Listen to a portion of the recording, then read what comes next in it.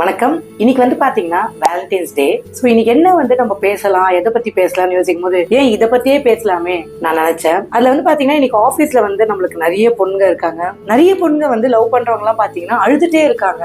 சில சமயம் சாப்பிட மாட்டேங்கிறாங்க. நானே கேட்பேன், ஏமா இப்படி இருக்காங்கன்னு. பக்கத்துல கேட்டா, இல்ல மேடம் இன்னைக்கு வந்து அவங்க 2 பேருக்குள்ள வந்து சண்டை மேடம், அதெல்லாம் சாப்பிடல, அழுதுட்டு இருக்கா, அது மாதிரி சொல்லுவாங்க. எனக்கு பெரிய டவுட் இருக்கு, லவ் பண்றது வந்து நம்ம அழறதுக்கா இல்ல சந்தோஷமா இருக்கிறதுக்கா, அதுவே தெரியல. ஏன்னா எனக்கும் அதுல அனுபவம் இருக்கு. சரி, அந்த அனுபவத்தை உங்ககிட்டயும் பகிர்ந்துக்கலாம்னு பார்த்தேன். இதுக்கெல்லாம் முக்கிய காரணமா இருக்கிறதுன்னு பாத்தீங்கன்னா ஒரு 5 விஷயம் சொல்றாங்க.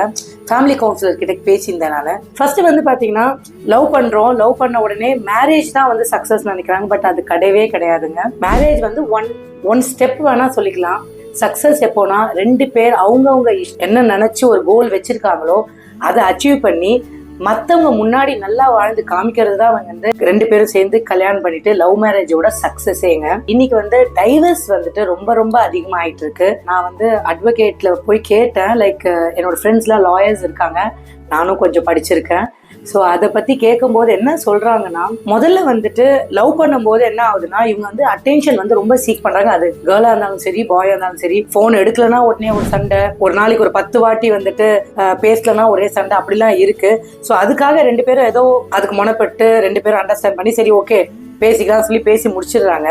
மேரேஜ் ஆனதுக்கு அப்புறம் அதே அளவுக்கு எதிர்பார்க்கறாங்க. 2 பேரும் வந்துட்டு அப்படியே பேசிட்டே இருந்தா அப்புறம் எப்படிங்க லைஃப்ல சக்சஸ் ஆக முடியும்? இவங்க பாதையை நோக்கி ஓடணும். லவ் இருக்கணும், கண்டிப்பா லவ்வை வந்துட்டு எந்த விதத்துலயுமே நம்ம வந்து விட்டு கொடுத்துடக்கூடாது. பட் இட் டசன்ட் மீன் 10 வாட்டி பேசினாதான் அது லவ்னு கிடையாதுங்க. நான் என்ன நினைக்கிறேன்னா, நம்ம லவ் இருக்கலாம், நீங்க மத்தியானம் வேலையில சாப்பிட்டீங்களான்னு கேட்கலாம், ரீச் ஆயிட்டீங்களான்னு கேட்கலாம், ஆஃபீஸ்க்கு மிஸ்டு கால் பார்த்து கூட உங்களுக்கு கால் பண்ண தெரியலன்னா அவங்களுக்கும் ஒரு ஸ்பேஸ் இருக்கு. அது ஜென்ஸா இருந்தாலும் சரி, லேடிஸா இருந்தாலும் சரி. ஒர்க் போடுற இடத்துல வந்துட்டு என்ன ப்ரெஷர் அவங்களுக்கு இருக்கும் நம்மளுக்கு தெரியாதுங்க. முதல்ல அவங்களோட சிச்சுவேஷனை அண்டர்ஸ்டாண்ட் பண்ணிக்கோங்க. அவங்க எங்க இருக்காங்க, அவங்களோட வே ஆஃப் ஒர்க் என்ன, நெக்ஸ்ட் அவங்க எப்படி வந்து நீங்க லவ் பண்ணும்போது எப்படி இருந்தாங்களோ அந்த இதை அக்செப்ட் பண்ணி தான் நீங்க கல்யாணம் பண்ணிக்கிறீங்க. ஃபர்ஸ்ட் லவ் பண்ண ஆரம்பிக்கிறதே நம்ம அதை அக்செப்ட் பண்ணி தான் லவ் பண்ண ஆரம்பிக்கிறோம். அதே தான் வந்துட்டு கண்டினியூ ஆகணும். ஸோ நீங்க லவ் பண்ணும்போது அவங்க பேக்ரவுண்ட் தெரிஞ்சுதான் நீங்க லவ் பண்ணிருப்பீங்க. பட் அதுக்கப்புறம் பாத்தீங்கன்னா இப்போ இருக்க பெண்களோ ஆண்களோ அவங்களுக்கு தேவையானதை வந்து கிடைக்கலன்னு சொல்லும் போது ஒரு கோவம் வருது, விரக்தி வருது அவங்க மேல. அதனாலதான் ஃபைட்ஸே ஸ்டார்ட் ஆகுது, அவங்க நினைச்சது நடக்கலன்னா. 3வது பாயிண்ட் பாத்தீங்கன்னா, நீங்க 2 பேரும் சண்டை போட்டீங்கன்னா 3வது மனுஷர்களை தயவு செய்து உள்ள விடாதீங்க. நீங்க 2 பேரும் உட்கார்ந்து பேசினாலே பாதிக்கு மேல ப்ராப்ளம் சால்வ் ஆயிடுங்க. அப்படியே ப்ராப்ளம் சால்வ் ஆகலையா உங்க பேரண்ட்ஸை கூப்பிட்டுக்கோங்க.